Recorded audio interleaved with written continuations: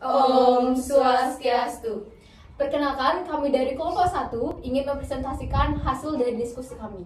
Tetapi sebelum itu, izinkan kami untuk memperkenalkan diri terlebih dahulu. Perkenalkan, nama saya Nastita Lestari dengan nomor absen 26. Saya Desa Nyoman Tirnobi Suryawati dengan nomor absen 2. Saya Idewa Yuari Bintang Marani dengan nomor absen 7. Saya Laptulisi Resmini nomor absen 23. Saya Kadesa Dipurnami dengan absen 18. Nah, di sini kita akan membuat video presentasi hasil perkembangan kecambah. Selamat menyaksikan.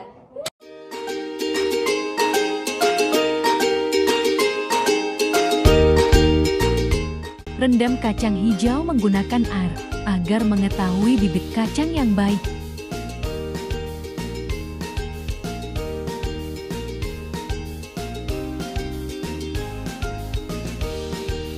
Begitu pula rendam kacang merah agar mengetahui bibit yang baik.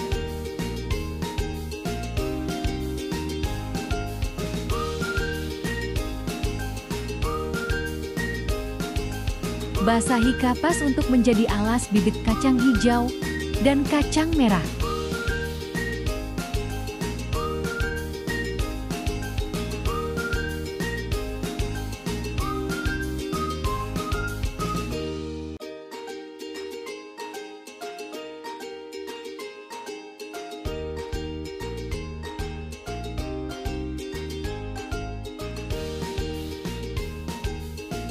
Letakkan kacang hijau dan kacang merah di atas kapas yang sudah dibasahi.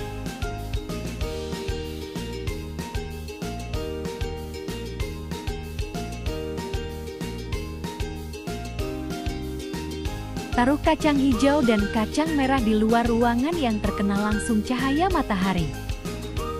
Taruh kacang hijau dan kacang merah di dalam ruangan yang tidak terkena cahaya matahari. Nah, pada kesempatan kali ini saya Desa Novi dan teman saya Resi akan membacakan pertumbuhan kacang hijau dan kacang merah selama 7 hari. Pada hari pertama dan kecambah pertama tumbuh 0 mm, hari kedua 1 mm, hari ketiga 2 mm, hari keempat 2 mm, hingga hari ketujuh masih sama 2 mm. Kecambah kedua pada hari pertama tumbuh 1 mm, hari kedua 3 mm, hari ketiga 6 mm, hari keempat 8 mm, hari kelima 11 mm, hari keenam 13 mm, dan hari ketujuh 15 mm. Kecambah ketiga, pada hari pertama tumbuh 2 mm, hari kedua 6 mm, hari ketiga 9 mm, hari keempat 14 mm, hari kelima 20 mm, hari keenam 23 mm, dan hari ketujuh 26 mm. Kemudian kecambah keempat, pada hari pertama tumbuh 1 mm, hari kedua 2 mm, hari ketiga 3 mm, hari keempat 5 mm, hari keenam 6 mm, hari keenam masih sama 6 mm, dan ketujuh juga sama 6 mm. Dan kecambah yang kelima, pada hari pertama 3 mm, hari kedua 5 mm, hari ketiga 7 mm, hari keempat 14 mm, hari kelima 25 mm, hari keenam 30 mm, dan hari terakhir 35 mm. Rata-rata yang kita dapatkan dari kelima kecambah pada hari pertama adalah 1,4 mm, hari kedua 3,4 mm, hari ketiga 5,4 mm, hari keempat 8,6 mm, hari kelima 12,8 mm, hari keenam 14,8 mm, dan hari terakhir 16,8 mm. Nah, di sini tidak hanya kacang hijau yang kita tumbuhkan, tetapi kacang merah juga. Pada kacang merah kacang merah pertama belum mengalami pertumbuhan, masih 0 mm. Pada hari kedua 3 mm, hari ketiga 8 mm, hari keempat 11 mm, hari kelima 16 mm, hari keenam 20 mm, dan hari terakhir 23 mm. Pada kecambah kedua, hari pertama dan hari kedua belum mengalami pertumbuhan sama sekali, alias masih 0 mm. Pada hari ketiga baru tumbuh setinggi 3 mm, hari keempat 6 mm, hari kelima 10 mm, hari keenam 16 mm, dan hari ketujuh 20 mm. Pada kecambah ketiga, hari pertama belum sama sekali tumbuh, masih 0 mm. Hari kedua 1 mm, hari ketiga 2 mm, hari keempat 3 mm, hingga hari ketujuh masih 3 mm. Pada kecambah keempat, hari pertama 0 mm, hari kedua 4 mm, hari ketiga 7 mm, hari keempat 9 mm, hari kelima 14 mm, hari keenam 19 mm, dan hari terakhir 25 mm. Pada kecambah terakhir atau kecambah kelima, pada hari pertama sampai hari ketiga belum mengalami pertumbuhan sama sekali. Mulai pertumbuhan pada hari keempat dan tumbuh sepanjang 1 mm. Hari kelima 3 mm, hari keenam 5 mm, dan hari terakhir 8 mm. Rata-rata yang kita dapatkan dari kelima pertumbuhan kacang merah yang telah ditumbuhkan, pada hari pertama belum tumbuh sama sekali, yaitu 0 mm, hari kedua 1,4 mm, hari ketiga 4 mm, hari keempat 6 mm, hari kelima 9,2 mm, hari keenam 12,6 mm, dan hari terakhir 15,8 mm. Selanjutnya akan dilanjutkan oleh rekan saya, Resi. Baik, saya akan membacakan data pertumbuhan kecambah di tempat gelap. Saya mulai dari kecambah kacang hijau. Kacang hijau pertama, di hari pertama dia tumbuh 4 mm, di hari kedua 9 mm, di hari ketiga 20 mm, di hari keempat 25 mm, hari kelima 30 mm, hari keenam 35 mm, dan hari ketujuh 40 mm. Untuk kecambah yang kedua, di hari pertama dia tumbuh 2 mm, hari kedua 4 mm, hari ketiga 6 mm, sampai hari ketujuh 6 mm.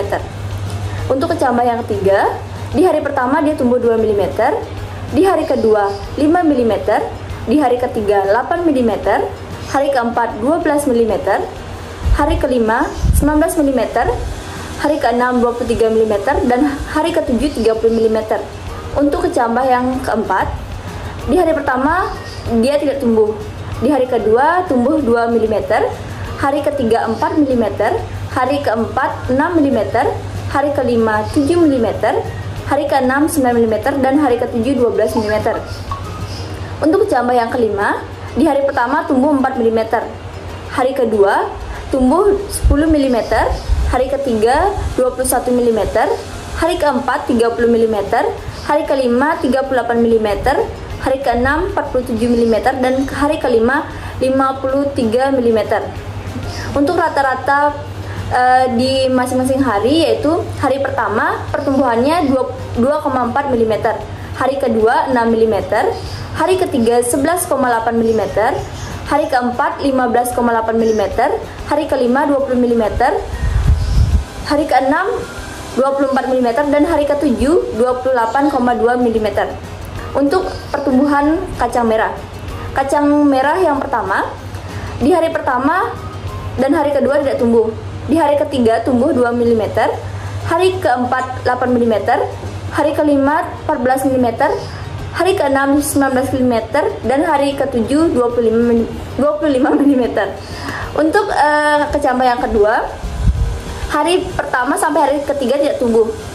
Pertumbuhannya dimulai dari hari keempat, yakni 2 mm, hari kelima 4 mm, hari keenam 6 mm, dan hari ketujuh 8 mm.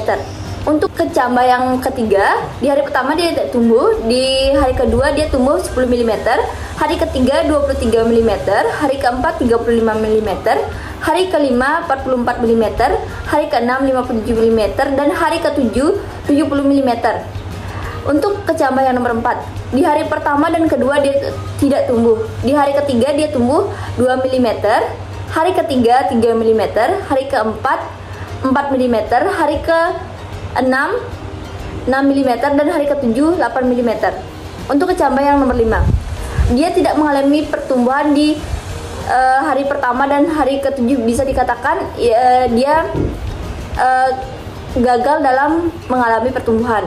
Untuk rata-rata pertumbuhan kacang merah di hari pertama sampai hari ke-7, untuk di hari pertama rata-rata pertumbuhannya tidak ada atau 0 mm. Di hari kedua rata-rata pertumbuhannya 2 mm. Di hari ketiga rata-rata pertumbuhannya 5,4 mm. Di hari keempat rata-rata pertumbuhannya 9,6 mm. di hari kelima rata-rata pertumbuhannya 13,2 mm, hari ke-6 rata-rata pertumbuhannya 17,6 mm, dan hari ke-7 22,2 mm. Sekian data dari pertumbuhan di tempat gelap dari Kecambah. Baik, di sini kami akan menjawab pertanyaan yang sesuai dengan hasil diskusi dari kami. Pertanyaan nomor 1 akan dijawab oleh Bintang. Baik, pertanyaan nomor 1 di sini ada, apakah ada perbedaan kecepatan tumbuh kecambah di tempat yang terang dan di tempat yang gelap? Jelaskan jawaban Anda. Jawabannya adalah ada. Kecambah yang tumbuh di tempat terang karena cahaya dapat mengurangi hormon auksin yang dapat menghambat tumbuh, sehingga pada biji kacang hijau yang diletakkan di tempat gelap akan mengalami kelajuan pertumbuhan yang tinggi dibandingkan perkecambahan kacang hijau yang diletakkan tempat terang.